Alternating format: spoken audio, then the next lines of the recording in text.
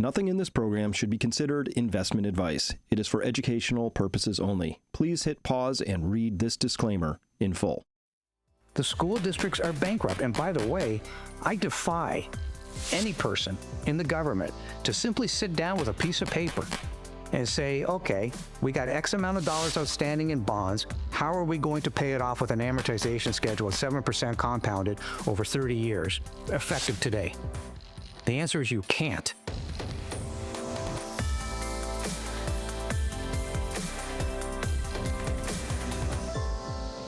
Hello, everyone, and welcome to this very special edition of Finance U. I am your host, Dr. Chris Martinson. Today, we're going to cover real estate taxes. I know it sounds a little bit, what can you do? Everybody hates them. Nobody likes them. But we're going to find out that these things have the way it's been conducted in this country. Well, as Mitch Vexler, today's guest, talks about it, this is a Ponzi scheme of biblical proportions. Mitch, welcome back to the program. It's so good to have you back on. Such an important topic. Did I overstate anything? No, probably understated. In reality, it's pretty bad, and it's getting worse. The compound cumulative effect of the interest on the outstanding fraudulent school district bond debt is such that the con is when they raise bonds, in truth, they're raising the bonds to pay the interest. They cannot pay down the principal. So they've created, like you said, it's a Ponzi scheme of biblical proportions. Well, let's talk about this again. Remember, folks, I first interviewed Mitch Vexler in September of 2024. He called it at that time 10x worse than Enron. We're just dialing up. The more you dig in, Mitch, I assume the worse this looks. But let me break it down what I'm experiencing. Literally, this just came into my inbox randomly from a follower of mine this morning, or yesterday, I believe. I found it this morning for the first time. Brandy wrote, quote, "This is super important. I'm a member. I'm not a bot. I live in a small town called Chehalis in Washington State. Please look at what our new governor, Bob Ferguson, has been doing. This is the exact playbook. Our minimum wage is $16.66 an hour, so the price of goods and services are very high. We have the lowest police per capita, and all illegal drugs have been decrimmed in 2021.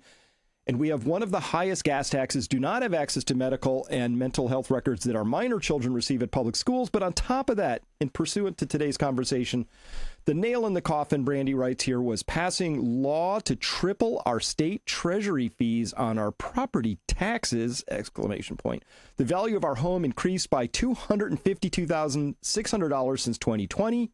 We currently pay $4,577.45 on a 2,169 square foot Rambler on 0.28 acres built in 1967. After they raise state treasury fees from 1% to 3%, we will pay at least $7,306.41 next year. We are all going to lose our homes."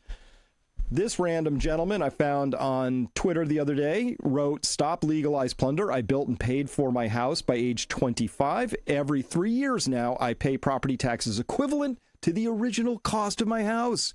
It takes 50% of my Social Security to pay my property taxes alone." And then I hope you can hear this along with us, Mitch, because I want people to hear this. This is a poor gentleman in, soon to be very poor gentleman, in Chicago. I hope you have something to say about this, too. This 700 square foot one-bedroom apartment will now cost Michael Markellos $17,494 in property taxes for 1 year. Markellos and his mother own this 10-unit Lincoln Park apartment complex. Last year's tax bill for all 10 units combined was $23,674. But now look at this. The same 10 units are now $128,282 this year. Okay, Mitch, what is going on here? In a nutshell, this is a cash grab. The laws, be it USPAP, which is Uniform Standards of Professional Appraisal Practice, are irrefutably being violated straight across the United States and Hawaii. So they have decided, well, we're just going to go and grab this money from which the central appraisal districts, those are the CADs, turn that money, or a good chunk of it, roughly 83% of it, over to the school districts.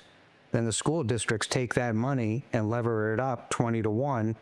And across the United States, I've calculated that, give or take, roughly 5.1 trillion out of the 7.5 trillion is illegitimate, fraudulent bonds, school district bonds. And it got worse recently when we found out that they have something under the hood on their balance sheets, many of these school districts do, and it's called an investment pool. But the investment pool is hidden from the public. You don't know who paid in, you don't know what the rules of the investments are, you don't know what the tenure is. So there's a whole bunch of questions behind all this. But the more we dug in, the more we found, well, the hidden investment pools are in reality a second Social Security fund for somebody at the school district level. And it gets even more bizarre when we found out that Governor Abbott himself is the chairman of the Bond Review Board for the state of Texas. First question is, why is he the chairman of the Bond Review Board? This raises red flags left and right. I will state emphatically that Governor Abbott has had donations from the school teacher system, and Dan Patrick himself as well is also on the board at the Bond Review Board. So when you look at all these problems and you start adding this up, the straight answer to your question is this is a cash grab. They are violating every single appraisal law, and this is not an exaggeration, without exception, ever written. Because when you violate the way that USPAP is set up, it is designed to be quantitative. It is not designed while we think. There's no such thing as we think. Nobody cares what you think. I'm speaking to the RPAs, Registered Professional Appraisers. Nobody cares what you think. Your job is to quantify. And what we have found is, in fact, they are not quantifying anything. Don Spencer, the chief appraiser at the Denton Central Appraisal District, stood up in front of the board and admitted, we have the tape, it's on my website, admitted they took 60,000 properties outside of the database, put it in Excel, manipulated it, his words, and put it back in the database.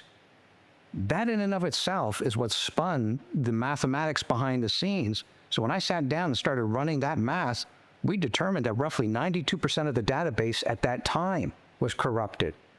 Well, as we've dug in and more people have reached out, we now have a signature, at least one from every state in the union. We've got thousands of signatures on the petition now, tens of thousands of comments. So, and all those people keep sending information in. So we start looking in like I did yesterday in Ohio, and Ohio is in such bad shape with regard to their school districts and the way that their laws are set up. In truth, as far as I can tell, the only thing left for Ohio to do, or the citizens to do, is to file the school districts into involuntary bankruptcy in order to wipe out the fraud. No, Mitch, I want to get into all of that, but two things. First, what you described with Governor Abbott, and he sits on this thing that has this hidden slush fund, and it goes to the teachers, and the teachers pay him money. That sounds a little bit like a fractal, smaller version of what we just found out with USAID.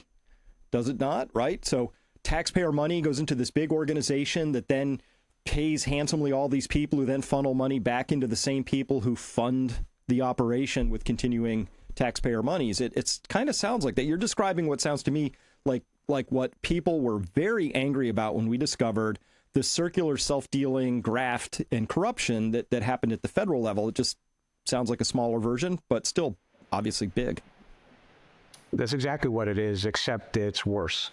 And the reason why it's worse is because, do you know that in the state of Texas, $165 billion roughly comes in from the federal government that goes to the school districts?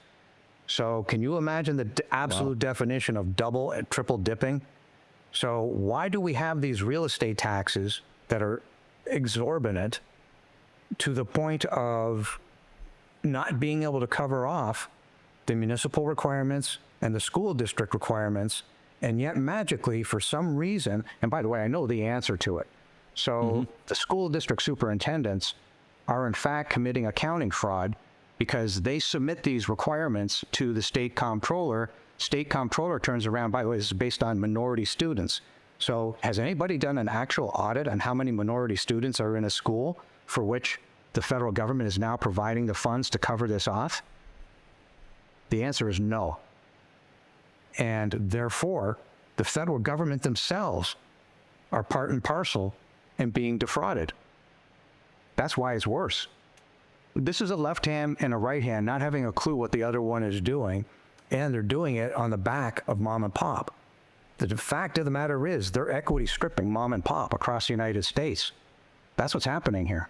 Yeah, we're just tax donkeys in this whole story. So the second thing you said was that they just sort of pulled all this, was supposed to be a very, well, let me put it this way.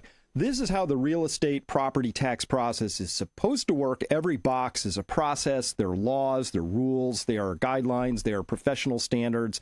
And that's how it's supposed to work. But what you just said is it works like this. The county or district needs more money. They pull the tax pieces out into a spreadsheet. They communicate that number to the appraisal firm, like whisper, wink, wink, hey, we'd like 7% more. And then the firm bumps all the property values up by that needed amount, shoves that spreadsheet back into the system, presses the button, I get a tax bill that goes up by X percent, right? It's based on a predetermined amount, and that in and of itself is where the fraud starts. So your school districts say, we need money. We need money for the children. Okay, first off, that is a straight up lie. They do not need money for the children. In fact, many schools in Texas are closing down. Here's the problem. The debt never went anywhere. So if you close those schools down, you, the school district, have committed bond fraud because you didn't tell any of the bondholders that you were going to be closing these schools in a set period of time.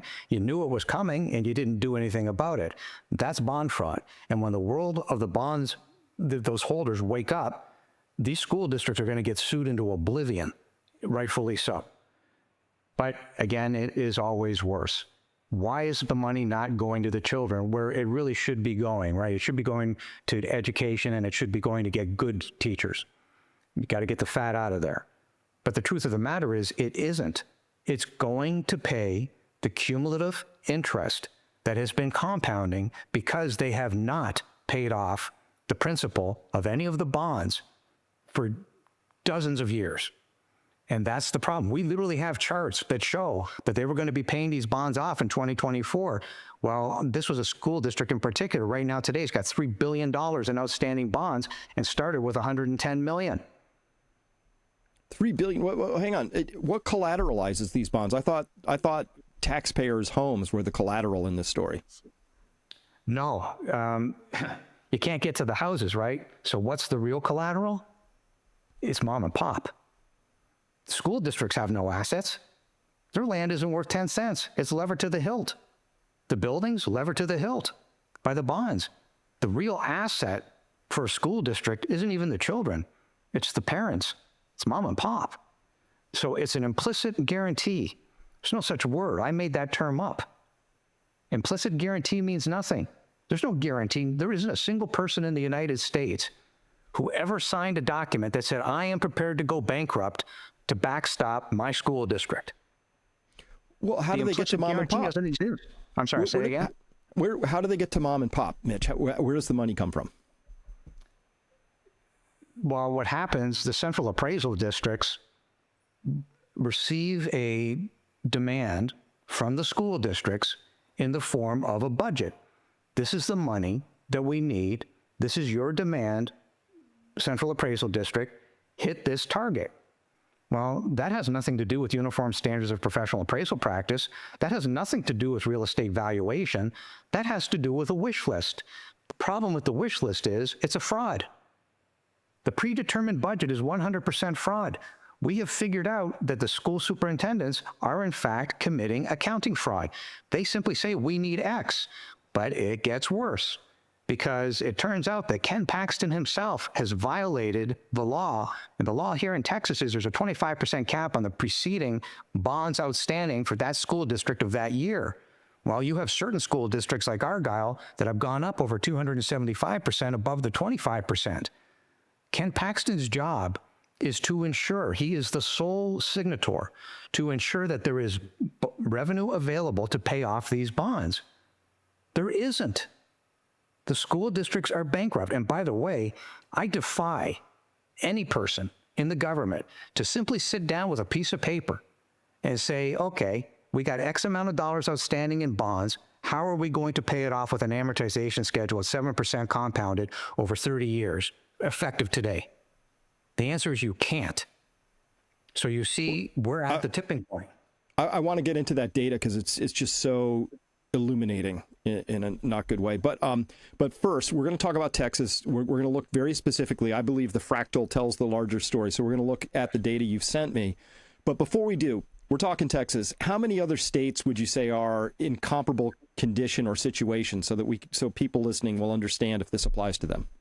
As far as we know, we have not been able to find a state that is not in this mess because the school districts are bankrupt. And we haven't found one that isn't. Let's put it that way. I mean, there are some that are, I would say they're less criminals and more criminals. How many states have you looked at, would you say? Roughly. Pretty much everybody. There's nobody that we have seen yet because we're getting emails, I kid you not, every 15 to 20 minutes around the clock. So the data that's coming in, we'll look at this and look at that. And I spent several hours. I have known that Ohio was in trouble. There's a fellow by the name of Bob Hall. You were showing those clips at the beginning. Well, Mr. Hall is an 84-year-old vet in Ohio whose real estate taxes are more. It's $3,600 of what he's being commanded to pay. He's on fixed income. He's a vet. He's 84 years old. He doesn't have the money. So these morons at the government there are basically saying, go to assisted living. Do you have any idea what assisted living costs? He doesn't need it. B, it's $84,000 a year. C, what in the world for? Like, you can't possibly be this dumb. It's $3,400 versus $84,000, or $3,600 versus $84,000. Yet, when I say they can't possibly be this dumb, yeah, I'm wrong. Dumb or evil greedy. Yeah. So I want to, okay, so as far as we know, what we're about to describe could apply to any state anybody happens to live in the United States, including Hawaii. So let's go through this. You sent me this spreadsheet. Hey, folks, we're going to go through this spreadsheet. Don't try and absorb it all at once. We'll step through it. But this is the whole spreadsheet so you can see what it looks like. And this is, I titled this Unpayable Debts, Texas edition, but it could just as well be titled Ohio or Illinois or Florida or something else. So okay, here's the first four columns. Mitch, take us through us. What's the process here? So this is just a handful. I want to make that point. This is a handful of 1,030 roughly school districts across Texas. Yep. But the point that you're making is that when you realize, and this is what everybody in the United States must look at, because these two numbers will literally tell you how big the fraud is in your school district. So what we've done with this is we grabbed the data initially. There were two of these charts. And one of them was one set of values from the Bond Review Board, which Governor Abbott is the chairman. And the other came from the right hand of the Texas government called the Texas Education Agency. Well, what this is showing you and what everybody should be doing, because this tells the truth, if you go and look in your local school district for outstanding bonds, you will find that information. In most cases, we found it. And all right, so right at the top here, Mitch, we have Aledo ISD. Some kind that stands for what? What does that stand for? ISD. Independent School District. Okay, population 31,966 in this district, 9,598 students. Total debt outstanding looks like 367 million and some other numbers. Is that so? They have $367 million in debt on top of a population of 31,000. Yes, but it gets worse. So keep going, and you'll see how much that is per house. Okay. See, the trick to this is look at it per house. So I just want to make sure. So we got those first four columns. Yep. We understand how to read those, and we got McKinney in here, Plano. We just have a selection of school districts. This is the same chart, but cut in the middle. So now we have a cost per student. What does that mean? 38,285. We have found across the United States, and I am willing to bet right now that there isn't a single school district who can answer one question. The one question is, how much does it cost to educate a child from grade 1 to grade 4, educate a child from grade 1 to grade 7? I don't care what the numbers are, just answer the question. How much does it cost? Well, the reality is they can't answer the question, or they refuse to answer it, your choice. But that is a huge problem, and that proves that the money isn't going to the students. But is that a yearly cost? Is that what does that mean? 38,285 cost per student. Is that per year? Yes. What? Okay. There are 1,785 households in that first district we're looking at. The debt per household is $205,000 $24,859.40. Bingo. Okay, bringing us to the last set. I included that debt per household, $205,859. What do you mean monthly payment due? You simply run an amortization schedule on it. Now, what that means is you, the homeowner, right? Because we're doing this by the house. You, that house owner in that Alito location, that's how much money you owe according to your central appraisal district and your school district that created the outstanding fraudulent bonds. Now ask yourself, because you clearly can't afford it, now ask yourself, what's the real value of my house? And it gets really glaring when you start realizing that Argyle, Texas is in that list. I think Argyle was at $324,000. Here's the problem. When you look at the median home value of any one of these communities, doesn't matter, let's just use Argyle, it's $450,000. Do you realize they've got 70% more in outstanding fraudulent school district bond debt than they do in the value of the house?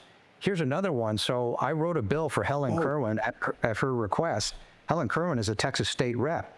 Helen Kerwin has a community called Godly, Texas, which I think is on that list as well.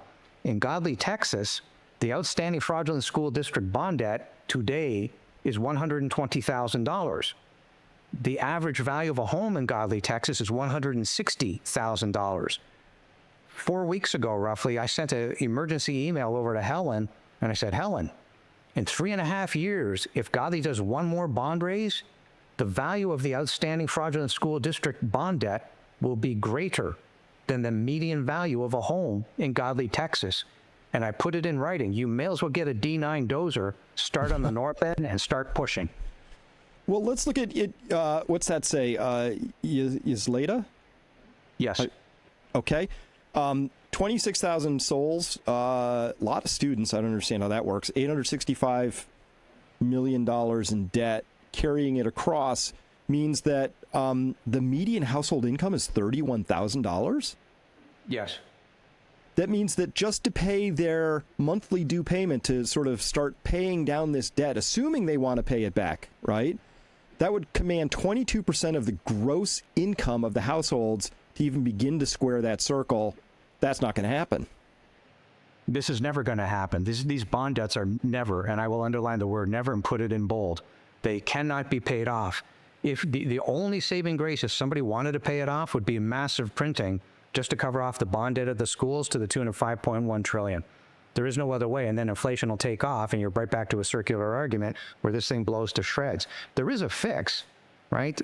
So the fix is you simply tell the truth and say, we're going to have to walk these down. These bonds are worth 13 to 30 cents on the dollar. We reset each component of the 5.1 trillion and simply say, fine, those who hold the paper, you lose. But you took unilateral bets, and the people that sold you this stuff, this is beyond junk bonds. There was a fella here in Dallas, he owns a bank, and he did very well by buying bonds in the last financial crisis from the federal government. So the federal government took the bonds in, he bought them at 13 cents on the dollar, and then worked the portfolio out. Well, my math shows that this stuff is worth 13 to 30 cents on the dollar, simply so it can be paid. Anything above the 30 cents cannot be paid because the median household income does not exist to pay it off. Well, but Mitch, somebody is holding that 5.1 trillion. Who's holding that debt? Who's going to get plowed in this story? Oh, the pension funds, the 401ks. Don't they have a fiduciary responsibility? Shouldn't they not have somebody smart like yourself looking at this saying, maybe we shouldn't hold this crap paper? Yep. And then one must look at what is the fee structure. So let's talk about the 2 and 20. We get 2% assets under management. We get 20% of the profits. Do you really think they care about the 20% of the profits? 2% assets under management, $1 trillion. It's not a bad day at the office. Well, when you put it that way. The markets are unraveling and the stakes could not be higher. If you're relying on passive strategies or so-called diversification, or perhaps using an advisor who was, I don't know, maybe in elementary school during the great financial crisis, you could be on a collision course with staggering portfolio losses. Peak Financial Investing is your lifeline. We handpick wealth managers who will actively manage your portfolio with proven market-savvy strategies, not the tired modern portfolio theory that could crumble under pressure. The unprepared will not just lose this time, but lose big. The future that I see consists of both winners and losers, but many more losers this time than last time. Go to peakfinancialinvesting.com today and schedule your free consultation. This is your chance to protect your wealth. Again, that's peakfinancialinvesting.com. And I'm Dr. Chris Martenson, urging you, please don't wait another day. So I think this is let me guess. This is the plan. This is the plan. Roll the debts in perpetuity while they just get bigger and bigger and the problem compounds. I'm using that word accurately. By definition, what you just said, that's a Ponzi scheme. Correct. That's the plan. No, literally, that's the plan, right? Well, except it's going to blow up. It is blowing up now. It's just in slow motion, and it's hard to detect. But when you've got people in Ohio screaming, and you look at their laws, they've got problems. Here in Texas, you've got massive problems. But the truth is, all of our evidence is now deemed admitted by the courts, and nobody in all this time has been able to refute any of it. It is what it is, and it's their documents. So, okay, we've got the evidence. The law hasn't agreed to hear these cases, but they're going to shortly, either through the Texas Supreme Court or the U.S. Supreme Court. But all this stuff is floating to the surface, and it's not just me jumping up and down. We found the evidence, we put it out there, and other people are getting on the bandwagon to realize how bad it is. But you talk about these pensions. Illinois, there's not enough money on this planet to fix Illinois. It's beyond repair. And Texas has got one advantage at the moment, which is its population is growing. But you can go to Oklahoma, nope, not happening. Arkansas, not happening. So if they don't deal with this head on and simply say, okay, fine, this $5.1 trillion is going to be vacated. We are going to reverse this, and those people are going to lose. That's how you deal with it. But they're going to lose eventually anyway. My point is that the compound cumulative effect of the interest is clicking by the nanosecond. Like if you go to usdebtclock.org, what's happening on the school district level is the exact same thing. By the nanosecond, this interest continues. There's no way to pay off the principal. So you may as well call a spade a spade. And if you have to start putting these school districts into involuntary bankruptcy, do it. There isn't a judge on the planet that can argue with you. They'll say, well, no, we don't want to hear the case. It isn't going to change the math. And the truth is that the math is much bigger than the courts. The math is much bigger than the federal government. This is going to blow to shreds if they do not get involved and say, that's it, enough. These people here that are invested in these bonds, you're going to lose this portion of your portfolio. Mitch, this is why we get along so well. You and I met at Limitless because I put up this chart this is the macro scale. This is across total all sector debt in the United States, TCMDO, well over 100 trillion now, which includes this 5 trillion we're talking about. And the debt's growing faster than income. So this is at the national scale. But you said, Chris, I have the same chart at the Denton County level, right? Because it's the same idea. We're just piling debts up and up and up. There's all these people feasting off of that, getting their 2 and 20, thinking they have a pension on the back end. They're politicians getting the grafty spin around so they can get reelected. And meanwhile, nobody's looking at the underlying, which is that this is destroying the fabric and the households of this country, right? And I just want to point out that here's a consequence of this housing scam. In 1992, the average age of a first-time U.S. homebuyer was 28. Now it's 38. That is a lost decade, and it's accelerating of late because of the exact scam you're talking about. And this is a moral abomination as far as I'm concerned. It's a financial crime against humanity because it's not just in the United States, as it turns out. Right? So what's really? Yeah. Canada, same position. Anything that touches uniform standards of professional appraisal practice. That's the nexus between all of this. And USPAP is across the globe. We reversed engineered. I've got all the documents and spreadsheets. It's on my website. We reverse engineered USPAP. It truly is about quantifying the value and doing a proper appraisal. It is completely ignored. In fact, as of yesterday's email that I sent to my attorneys, we're about to launch 2 lawsuits, one of which will be criminal, the other one of which will be civil, for damages as a result of a registered professional appraiser saying, well, this value, I think this value is $2.4 million, when the real value is, by what just happened across the street as a true comparison, is roughly $1.24 million. Well, there's your damages. This is what you said. You can't quantify it. By the way, you didn't use a standard deviation or a linear regression in your model, which means you violated USPAP on that one issue alone. Well, except under Texas law, guess what? The damage model is treble. It's also treble under federal. Okay, we'll take the 1.2 and we'll go 5 million plus, and we'll hit you. Now, am I going to collect it? No. Are they worth it? No. They will lose their lives, they will lose their job, and we're going to make it extremely difficult for these RPAs to continue the fraud on society that they're doing. Get a job, get sued. That's what's coming. And that's happening as a direct result of the fact that the courts in Texas so far have punted. See, there's ramifications and there's problems when these courts don't allow somebody like me into the court. If they don't allow a guy like me who's got the evidence into a courtroom, then how exactly who exactly gets access to the court? This is the problem. They don't want to hear these cases.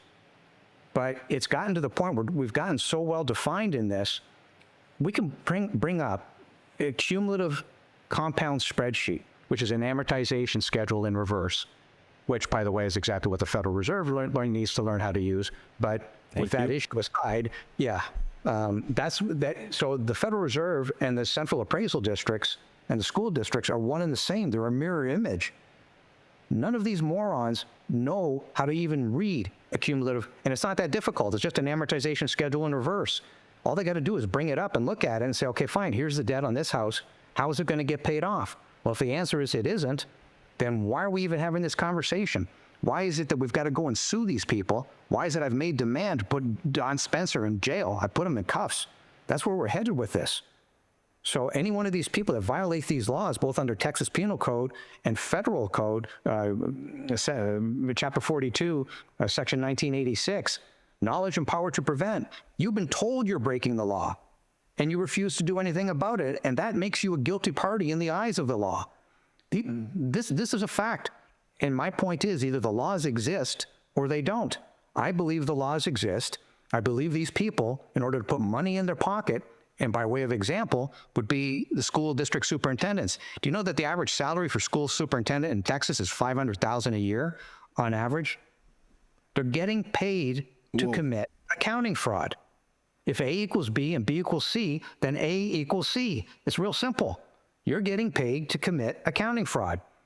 And part of your accounting fraud is duping the federal government, because nobody ever bothered to look at what the demand is for the minority students and verify that it's even real.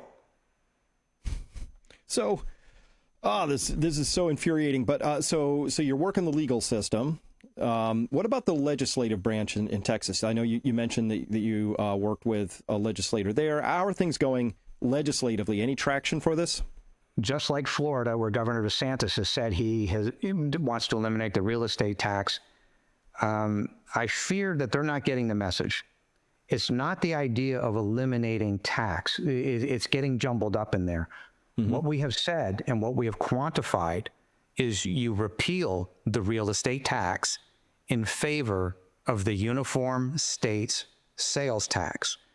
And what that does, and this is in the bill that I wrote, so we have a document called the First Amendment to the Criminal Complaint, and it spells out exactly what happened with Helen Kerwin and when I wrote the bill for the state of Texas, and that bill is in that document. What really happens, and not every state has to have 15%, but just follow for a second. In the case of Texas, it starts off with a 15% sales tax for 3 years. The schools, within 6 months, must specify and prove that they can pay off their bonds within that 3-year period. If they can't, the school districts must file bankruptcy. So what we start with is a 15% sales tax total. So we're 8.25 now. It goes to 15% for 3 years. Upon stabilization, it'll drop to either 11 or 12%. Slide scale backwards. And that fixes this mess kills off the central appraisal districts, kills off any need for USPAP whatsoever, because they're not adhering to it anyway. And to be clear, Mitch, very, very clearly, that's 15% state sales tax, but no property taxes anymore. 100%. Property taxes are gone. Everybody is associated with this.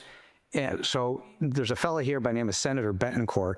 Well, Betancourt is a senator here in the state of Texas, and he makes his living as a real estate tax consultant. He's the problem. He's got zero interest in seeing this go away. All right? You get a conflict of interest up the yin-yang. Well, the point of the matter is that when you start running into these problems, and everything we've gotten, everything I'm saying is specified, it's hardcore evidence. We've got these people on tape. So when Governor DeSantis stands up and says, I want to eliminate real estate tax, well, Governor Abbott said the same thing for the last 5 years, but he hasn't done it. And the fact of the matter is he's got a problem. And by the way, we know that they're listening to these videos. There's no doubt about it, because there are politicians now. I was speaking to somebody who's running for governor in Minnesota. I mean, people are reaching out and saying, okay, we need to do this. And what I'm doing right now is I'm referring them to the First Amendment to the criminal complaint, because it's the fastest way to get enough facts to get up to speed to see how bad this is. But that chart that you put up in the beginning, when you look at this death on a per house basis, you can't get anything more clear. That's your house. Doesn't matter where you live. This is in the United States. This is what's happening. And this cannot be paid off, right? That's just math. Right now, they don't have the money to cover their own expenses, let alone the fraudulent school district bond debt. Well, without consequences, nothing ever changes. So some of these fraudulent people need to go to prison, I think. In prepping for this, though, I'm sure you know this gentleman from the Texas state legislature. This is how bad things are in Texas. I don't think people in Texas know how bad things might be in their state house. This is how bad things are in Texas right now. Hey, howdy, Texans. You're not going to believe what I'm about to show you. So the Texas House of Representatives spent the first 3 months not working, not passing Republican priorities. We still haven't dealt with property taxes. We spent 3 months not working. It's a Saturday. We have 240 bills they're going to pretend to work on today. And on that one day with 240 bills, which we're not going to get to, what are we doing right now? That's right. Mariachi. This is your Texas House. Not cutting property taxes, not dealing with Republican priority bills. Check this out. Priorities, right, Mitch? 240 bills they sort of back-ended and stacked, and whoops, wouldn't you know it, they're not going to quite get to property taxes. And but they have all the time in the world for mariachi. What an absolute travesty of political leadership I'm looking at there. So inside the First Amendment to the criminal complaint is the bill that I wrote at Helen Kerwin's request.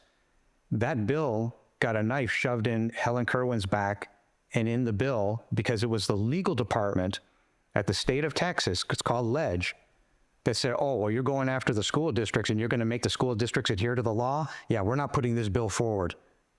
And they sliced it. Over and above that, he was talking about 240 bills. Do you know that the bills were over 8,000 bills submitted? They're literally doing nothing. Yeah. The biggest thing that is sitting right in front of them is the real estate tax. There is nothing more important, because the truth is it will take down the economy. Not because mom and pop don't have the money, right? So something has to give. You either eliminate these schools, which are failing anyway. Like the average population across the United States, school population is actually decreasing. Well, so what they do is they say, well, like they did in Fort Worth, we're going to consolidate the schools. Okay, right. Sounds great. Look at all the money we're going to save. You didn't save 10 cents because the outstanding bonds still exist. They just merged. Yeah. You know, Mitch, I had a ray of hope because in February, Elon Musk says he supported ending all property taxes. I am a huge believer in ending all property taxes myself because of a couple of reasons. Let me see. Where did I want to put this? Because, you know, home affordability, it's terrible. We know this. We know kids can't start houses. We know young people are delaying it to like mid to late adulthood. You know, we see things like this where they're talking and governing, ambitious housing proposals, like in Texas SB 840. allows housing development in commercially zoned areas. And SB 15, which amends minimum lot sizes, they are not striking at the root. They are nipping at the twigs in this story. This does nothing except give them more things to fraudulently tax, right? So this is their attempt to perpetuate the overall scheme. What are your hopes that things like this, Governor Spencer Cox, co-chairman now of the National Housing Crisis Task Force, what do you think the chances are they're going to actually look at things like, the Fed money printing and the property tax Ponzi schemes versus come up with a whole lot of uselessness? What are your chances there? How would you weight that? There is no such thing as a housing crisis, right? What they're saying is, well, we need more affordable housing. But if you don't look under the hood as to what the problem is, the real problem is HUD, right? The real problem is the government itself in the middle of what should be a normal market condition. If you had a normal market condition, there would be no shortage of housing of any caliber. And the idea that you even call affordable housing denotes that you're making housing for poor people. Housing is housing. Their status, their economic status isn't relevant. That's the first thing. Second thing is, when you have people like economic development commissions handing out what should be equity. So a developer shows up and the developer's got 15% equity. Well, I want to do this project. EDC, help me out. Economic Development Commission, give me another 15%. The EDC gets that money from the real estate tax coffers. So when you start understanding what's going on, and HUD is the same thing. So HUD says, well, we'll create bonds for you. We'll give the illusion of legitimacy on these outstanding buildings so you can go build more multifamily. HUD is just a monkey in the middle, but they're a very expensive monkey, because if I went and built apples to apples, quality to quality, the exact same unit that would be specified under a HUD 221D4, my cost would be 15 to 20% less than that of a HUD project, apples to apples. Well, if I can build it conventionally for 20% less, then how exactly is what HUD is doing, quote, deemed affordable? The answer is it isn't. It's a con. And when you start to understand who's behind all this, or who was behind most of this, there's a video out there of Barney Frank himself admitting that they screwed up. But it was Barney Frank, under the Frank Dodd rules, that started all this nonsense. When the government interjects and interferes with what is a normal market condition, you end up exactly where we are right now. These debts cannot be paid off. Powell, stuck in a box. He can't raise interest rates. He can't lower interest rates. He's stuck because one way or the other, he's dancing on a razor blade. And if they say, well, we're going to go print more money, which unfortunately is in President Trump's bill over the next 10 years, $3.8 trillion. Now, it's small as compared to everything else that's happened, but that's not the point. You cannot be printing money. At some point, people have to realize you invested in this garbage, you were sold this garbage, this is less than junk bond status. Even Michael Milken would be crawling under a rock right now over this. The junk bond king himself? Yeah. I mean, this is so bad, there's no solution to it. It literally is take bankruptcy and start over. Well, a quick note to everybody who's got a pension, and when your pension loses money on these things, which they will, remember to file lawsuits against the people who had fiduciary responsibility to not put you in garbage, okay? So Mitch, I mean, it has real impacts, right? So look at Toronto. You mentioned Toronto. So Toronto, Canada, what do we know about Canada? Canada's kind of like what we're talking about, but to me on steroids a little bit, in the sense that Canada is a lot of land and very few people, and they have this massive self-imposed housing crisis. Look at Toronto now. Property crime up 40% higher than New York City, shootings up, all this stuff, but they have record housing unaffordability, right? And the video is you get to watch somebody literally showering on a bus. This is where this all leads, right? This is like there's no reason for Canada to have a housing shortage except when you try and build there. And I know Canadian builders who operate in the U.S. because at least it's a little bit less restrictive here. It's all self-imposed problems. It's all government regulation and do-gooders or whatever their plan is. But when you strip it all away, every single one of those government regulators, administrators, administrivia makers and doers, they're the ones getting paid to put more rules on and then get a pension at the back end of this whole thing. Do they not realize, A, that's not good for the country, B, their own pensions are going to go tits up in this story? No, they don't realize it because they're dumb. That's the first thing. The second thing is, I'm Canadian, A. Eh? And I left Canada because of the socialist government. And I did here in Texas and in the United States, including Vegas, what I could never have done if I had remained in Canada. When I left, they were talking about bringing rent controls in. And as you know, if you have older properties with rent control, you freeze the rent, your operating expenses continue to run. That's a one-way ticket to bankruptcy. Mm-hmm. And to your point of housing, do you know that the average apartment / condo that's selling in Toronto right now is only 480 square feet? Ooh. Sounds like a garage. Yeah, well, they're building them, but they're basically shoe boxes in the sky. Mm-hmm. So they're very expensive, and they're hard to rent because nobody, even at $480 a foot, when you're looking at $500 to $600 a foot in construction, this is big money. So the truth of the matter is, no, they don't see it. They don't understand it. They don't know. I doubt very much they can spell the word amortization, but that's the truth of this matter. If all anybody has to do, even mom and pop, pull up an amortization schedule. This is the debt on my house. Now, times it by 3, because the one thing we didn't talk about here, on that one chart, when it says $342,000 outstanding fraudulent school district bond debt to Argyle, you must realize that in 30 years, that turns into over $1 million. That's the number we're talking about. It's not just the $343,000 today. The compound effect of the interest, that's the point. It's a compound amortization schedule. That will take what these people think they owe today up 3x. That's assuming that the interest rates stay frozen, and that assumes that these idiot school districts stop spending money. I mean, the math is the math. It's as crystal clear as can be. But no, these politicians are clueless.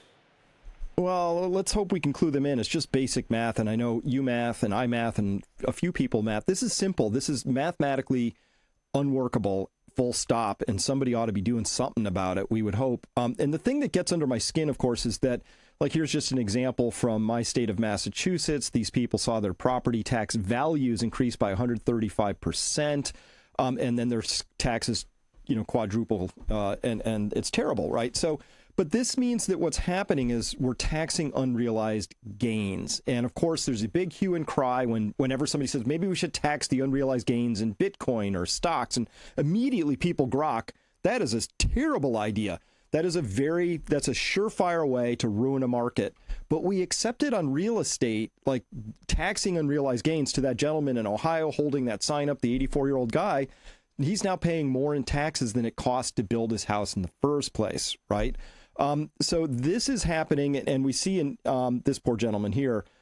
But in Illinois, at least the state senator said, well, hey, how about if people who are 30-year or more homeowners, so good luck getting to that milestone, but maybe we could eliminate property taxes for people who've paid in 30 years. But there is a movement afoot right now, I think some pushback, hopefully, for people understanding that untaxing unrealized gains is absolutely...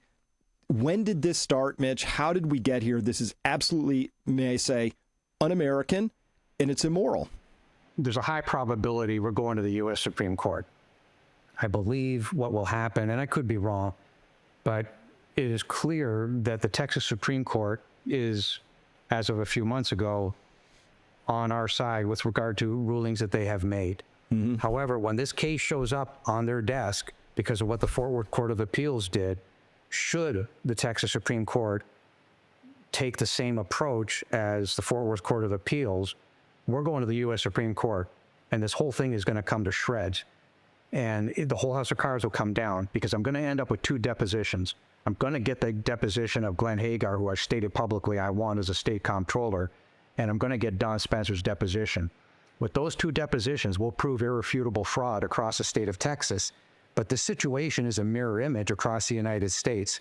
In other words, everything we have shows what they did, how they did it, who did it, and it all stacks. So the problem with the Supreme Court is that in the 16th Amendment, it is clear they don't have the right to tax anything other than an income. You cannot tax an unrealized gain. You cannot tax property. The states did it and got away with it because nobody had the foresight to sit down with an amortization schedule even then and say, what if? And it's not the what if they can't pay. The question would have been at that time, what if the value as established by the school district isn't real, right? In other words, the ability to create the fraud was never calculated or not thought of, or perhaps by intent it was. But as time morphed, it became real clear that this was a cash cow for the school districts. This was a cash cow for the school district unions. This is what kept them afloat. And the truth of the matter is that's why you've got so many bad teachers in the system. This is a ramification of that. You wouldn't have these bad teachers. You wouldn't have these failing school districts. You wouldn't have schools closing, because if they used proper accounting in the first place, none of this would have happened. It's the fact that you let it fester uncontrolled. But now it's gotten to the point where it's uncontrolled and the debt is uncontrollable. The debt must be sliced, and the debt's got to come down at a minimum 70 cents on the dollar. I really think when all's said and done and you realize what's going on, given the reduced population of the students in these school districts, I think you're going to end up pretty close to that 13 cents on the dollar in terms of what the real value is. But why bother with the 13 cents? File them into bankruptcy and shove them down the toilet. So 16th Amendment, I mean, there's a constitutional issue afoot here, which is that we have no constitutional law that allows the government at any level to tax unrealized gains, in particular something as primary as your primary household. So if it's income, I mean, a house is not an income generating asset. Let's be very clear about this. It's a liability, because you have to replace the roof and pay. It's a liability, costs money, doesn't generate money. If it was an Airbnb, I could make a case for it. If it's a hotel, I make a case. If it's a commercial building, I get it. But a house, I can't make the case for a house.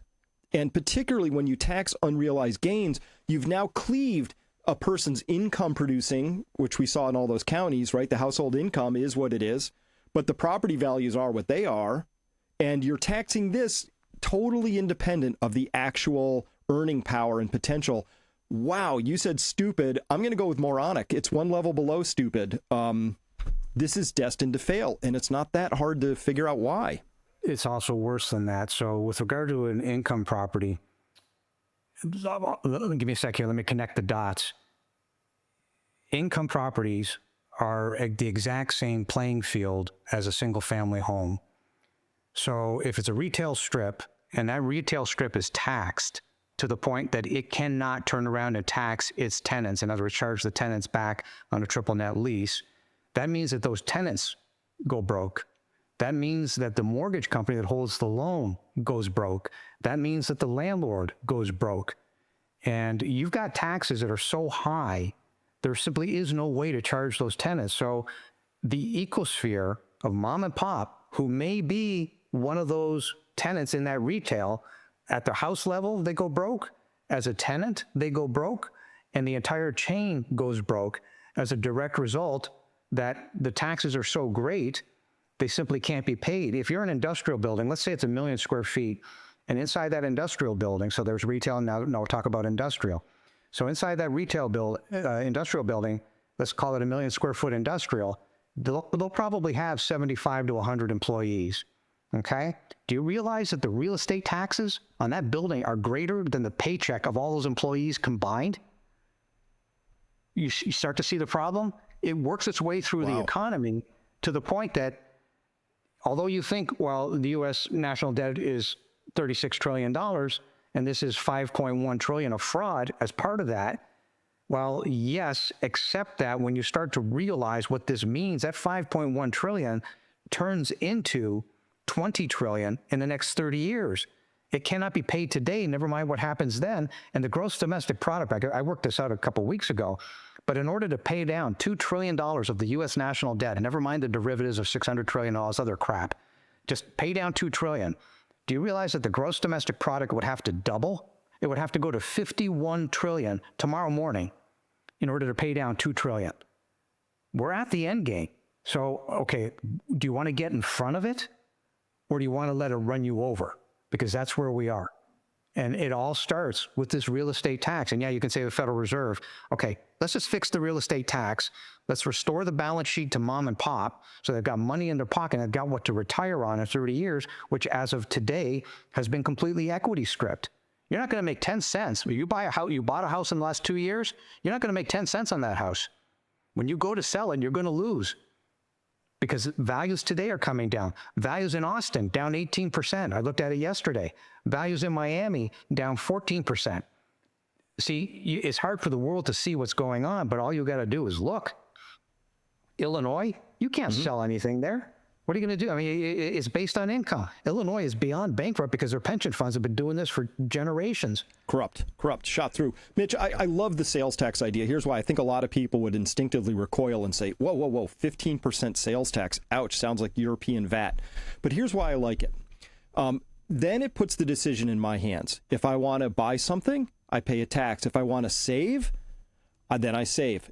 I get the decision, consumer save, right? And that's a decision you get to make at any point along the way. Am I going to buy something or am I going to save money, right? Now the decision's mine. Right now, my decision is if I want to get off the treadmill and I don't want to pay my property taxes or I can't afford to, the government takes my house, right? That means we all just work for the local government, right? We're just tax donkeys and we don't own anything. So that's like totally anathema, I would think, to the spirit, if not the letter of the law of the Constitution of the United States, right? Which is that we are supposed to be free and sovereign individuals, and you're not if you have to rent your house from your local government who can fraudulently and whimsically decide to charge you more and more and more for whatever they dream up next, right? I just got an email as well from a gentleman in Portland, and he said, oh, they have this new income tax because they want free childcare for anybody who wants it, right? And so the 51% voted that the other 49% really ought to pony up, 3% more of their income to this project. And that's just one project. They have an art project that has a special levy. They have a this. Anyway, it goes on until it breaks itself. And perhaps no more magnificently than New York City if they get their Mamdani socialist Marxist mayor who they seem to want to elect into position. We're going to see all the wealthy people will leave. The wealthy people are fleeing the UK for the same reason. Taxes, people who can leave, Mitch, have the most money and they tend to have the most options. People are fleeing. They're already migrating away, making the problems worse and worse and worse for the remaining spots. I mean, obviously, broken system. How do people protect themselves from this, though? What can we do? Recognize what the problem is. I want to take one step up on the U.S. Supreme Court level. By virtue of these courts prohibiting access to the court, by definition, that's a violation of due process under the 5th and 14th Amendment. The worst day they're going to have is when I show up at the U.S. Supreme Court. We've got the evidence. These courts themselves have violated U.S. constitutional law. This is a big deal. I mean, this could be ratcheted up into billions of dollars. Now, you're not going to collect it because you win, but you don't collect 10 cents because that means that people have to pay more in tax in order to pay off the debt again, right? But that's not the point. The point is here, this has to stop. Like, I've got a building. I haven't made 10 cents on that building since 2016, right? That's part of the reason why we're doing this. The other reason is, in truth, I'm a builder. I'm a developer of multifamily, thousands of units, single family land, thousands of lots, retail, millions of square feet. But I'm not doing anything at this exact moment because if I start a project and they decide unilaterally, well, we think the value of your taxes should be this because this is how much money we need, well, then I've put my investors in harm's way. Why would I do this? So you see, the economy is on a knife's edge as we sit here today, in reality, because of the debt, and the courts, well, we don't want to touch this because this is how we make our living. In fact, Braden Metcalf, opposing counsel at the original court hearing in Denton, stood in front of the judge and said, but Your Honor, this is how you and I make our living. And by the way, I got that on tape. So you see, they're conned. They're so stupid because in truth, they pay the real estate tax themselves. So what we're saying is it has to be an even playing field for everybody. And the only way to do that is through the sales tax. It's 100% transparent. You know where the money is going. You know what the income is. And it takes all the guesswork out of the system. And this isn't guesswork. This guesstimating is criminal. Let's be clear. When you violate USPAP, which is required under the Texas Property Tax Code, and uniform and equal that's required under the Texas Constitution, you are in fact a criminal. That's 37.11 under the Texas Penal Code, just to start with. Then you get into all the federal laws, et cetera. So the point of the matter is the law either exists or it doesn't. That's the pitch to the U.S. Supreme Court. And I'm most certain that Judge Gorsuch would have a very sincere interest in this case. So if he did, and let's presume you prevail, what happens? What's the actual ruling? What's the outcome of that? The outcome would literally be, okay, fine. You, the state, violated the 16th Amendment. You can no longer collect real estate tax. You're done. It simply vacates right on the spot. And they're going to say, well, but there's damages, et cetera. Let the chips fall where they may. It's going to happen anyway. See, that's the point of all this. The debt cannot be paid off. So you may as well call a spade, get the criminals out of the system, which is really what this is about, so that people like me can go back to work. I'm very capable of hiring hundreds of people. That's what we've had on the payroll. I just have no intent of doing it right now. I've got a project we're poking at. But the point of the matter is, to go and build retail right now, knowing where the economy is crazy. To go and build industrial, even though I love mom and pop, what I call light industrial, maybe if I saw something and it was outside of a major city, okay, maybe. I saw for the first time in 90 days, a week ago, there was a project in North Carolina, 118 units, well built. The rent was only $1.27 a foot, and it's fairly new. So that product was the first time in 90 days that I get 60 to 70 properties a day rolling through here. That was the only one that I've seen that I said, but for the fact that I'm in Texas, I don't really want to fly to other locations. So, but that was a good opportunity. But that shows you how few the good opportunities are today. Let the chips fall where they may. Let the system bankrupt itself.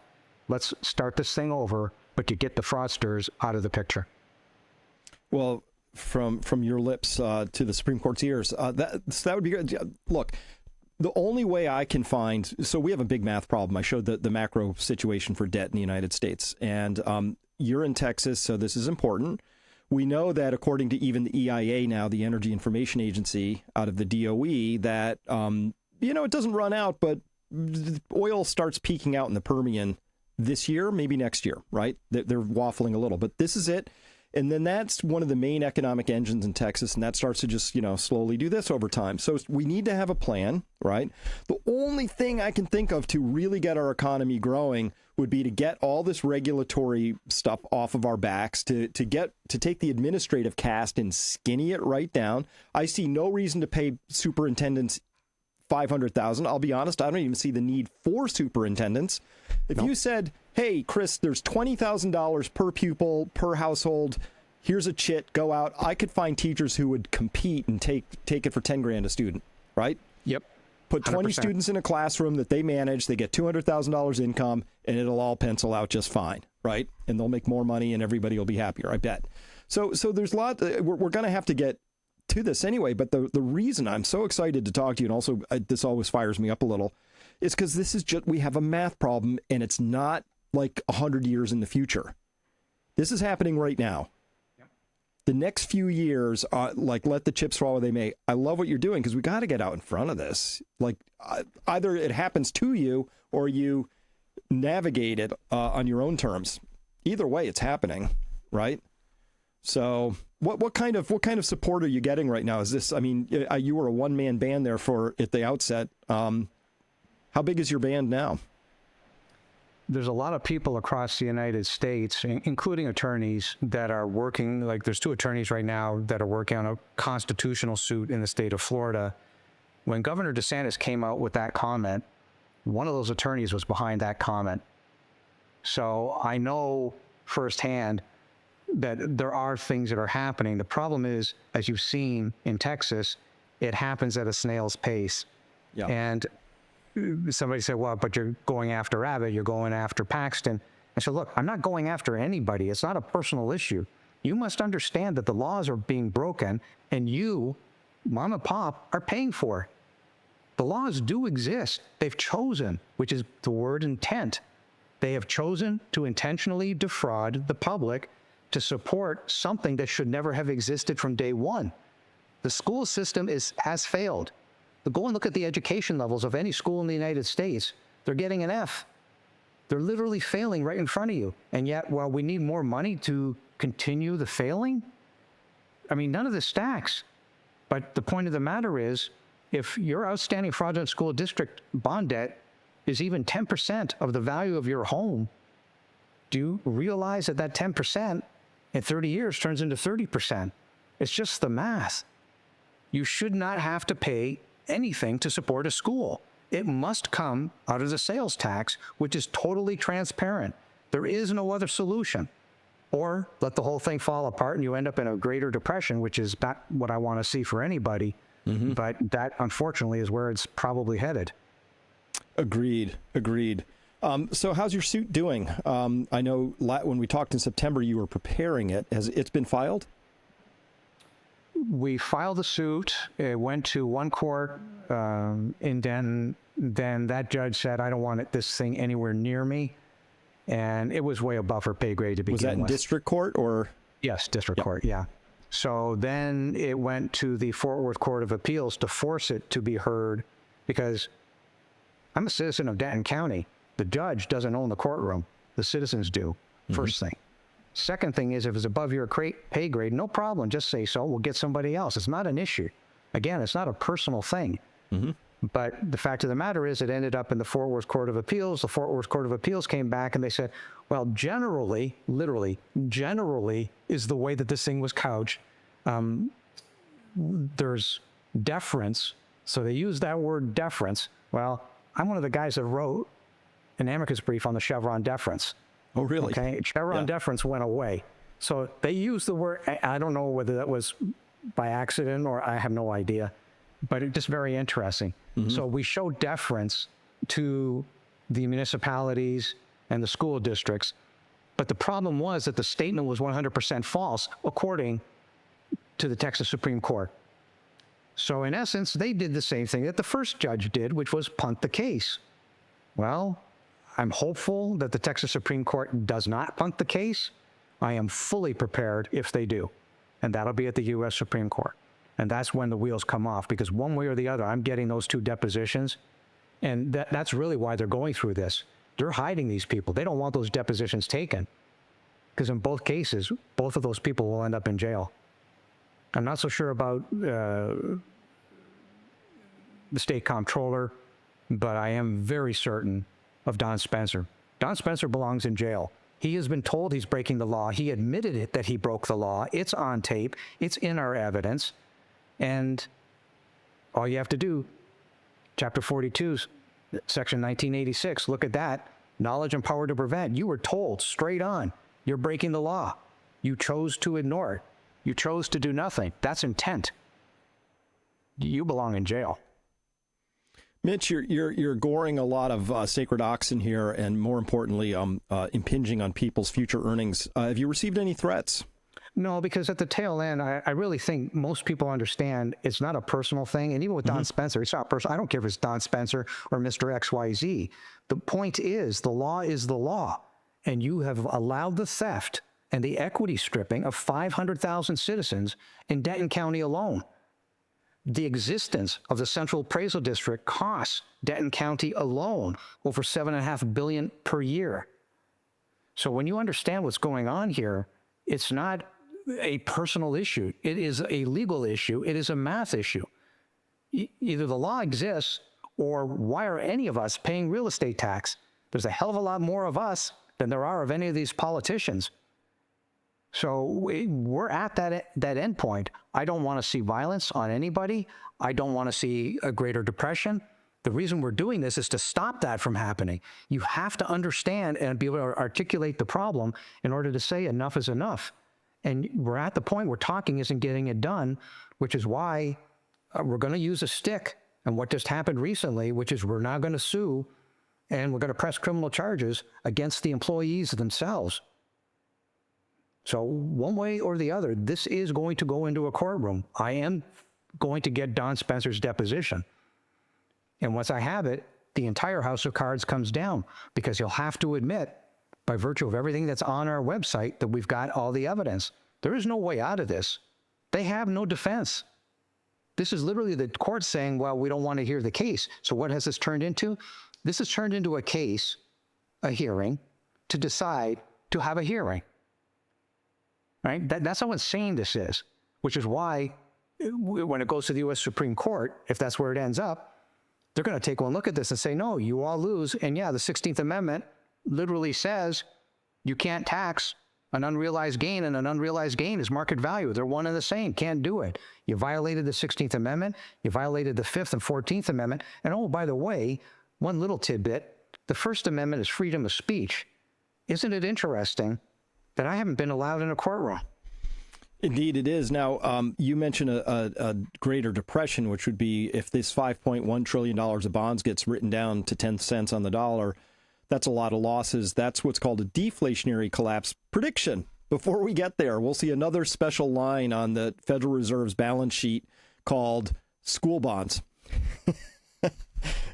And they'll just like mortgage-backed securities. Remember, the single largest landlord in America today is the Federal Reserve, because they own more mortgage-backed securities than any other entity. They'll just buy all this stuff up again. But then, of course, what they do for everybody listening is that's the Fed printing money. And that means that they're going to create inflation, which just immiserates households just as surely as anything else. But that's sort of how they roll. One way or the other, people in this country end up losing. I'm tired of it. I know you're tired of it. What can people do to help support this movement? Because it sounds like a movement to me. More than anything, it won't cost you 10 cents. Go and read the First Amendment to the criminal complaint. It's on my website. Once you get through that, get an espresso before you sit down and go through it. Yep. But it's the most simple way to get up to speed so you can see literally what's happening in your neighborhood. And you can literally just go out and say, give me the outstanding school district bonds in XYZ school district, find out how many houses are in your neighborhood, divide the two numbers, and that will give you the horror picture. Then the technical stuff under the hood is in the First Amendment to the criminal complaint. So be able to articulate what is truly happening to you. Then you have to say, okay, fine, personally, how do I offset some of these problems? Am I in harm's way of losing my job because of some of these problems? And yes, you are seeing that now float to the surface with massive layoffs occurring everywhere. So if you're in harm's way of potentially losing your job, get your resume up to speed, start networking as fast as possible. Take the steps necessary to put yourself personally in a better position to withstand the storm. Should that storm show up, the reason why I said a greater depression, because if Chris is right and a 5.1 trillion additional balance to the Federal Reserve shows up on their balance sheet, you will end up in a greater unemployment situation than what happened in the original Great Depression. So the Great Depression at its high had 25% unemployment. I've run the math. My math shows it'll be 35% unemployment. Doesn't mean that the economy stopped. It just means that the ramification of the debt load was so great, the pendulum swings so far to the left that more people are unemployed. There's still a nucleus. There's always going to be an economy. There's been an economy for 5,000 years. It's not going away. The problem is how many people are employed and how many people get wiped out during that process. And that's what we're trying to avoid by saying, tell the truth. Let's recognize it for what it is. Those people who hold those bonds, doesn't matter where it is, you're going to lose. It could be 70 cents on the dollar. But the Federal Reserve, Chris, to your point, when you say that they've got mortgage-backed securities, the Federal Reserve, through the reverse repo, take those mortgage-backed securities at face value. Yes. How can that statement even be true, given what we're talking about here today, when the value of the homes is 40% overvalued? So the repo, the reverse repo itself, is a fraud on the public. And I've made the case recently that the Federal Reserve should be shut down. You want to get back to market conditions? Dump the Federal Reserve, because they themselves are a purveyor of fraud. It's not an exaggeration. The two largest purveyors of fraud on the planet are the central appraisal districts and the Federal Reserve. They're a mirror of each other. And that's how they treat the public. So the Federal Reserve does not exist to backstop mom and pop. They exist to backstop the banks, of which there's like 4,700 left, and out of the 4,700, 600 are on death's doorstep right now today. So when you start putting the pieces together, you realize that the Federal Reserve is accepting trillions of mortgage-backed securities that aren't worth, let's call it, I don't know, 60 cents on the dollar. It's not 40 cents off, so it's worth 60 cents on the dollar. But they turn around and they push out U.S. Treasuries. So a bank shows up, I got a package of mortgage-backed securities. Oh, no problem. We'll accept that as face value. Here, take our U.S. Treasuries, and from that, you can use our U.S. Treasuries to backstop your balance sheet, and you can go do more deals. Well, funny thing is, across the globe, who else did that same formula? It was our Federal Reserve that taught the Chinese government how to do the exact same thing. And what do you end up with? Ghost cities. Look at what's happening in London.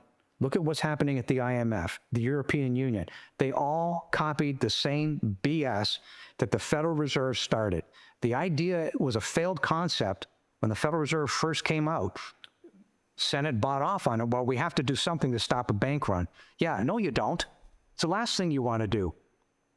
Let the bank run occur. Mm-hmm. Why? Because that means that bank went out of business and the money will go somewhere else. No problem. But that's where we are. That's where we are. Do I have this right? Is this the right website? Yes, that's mockingbirdproperties.com/DCAD.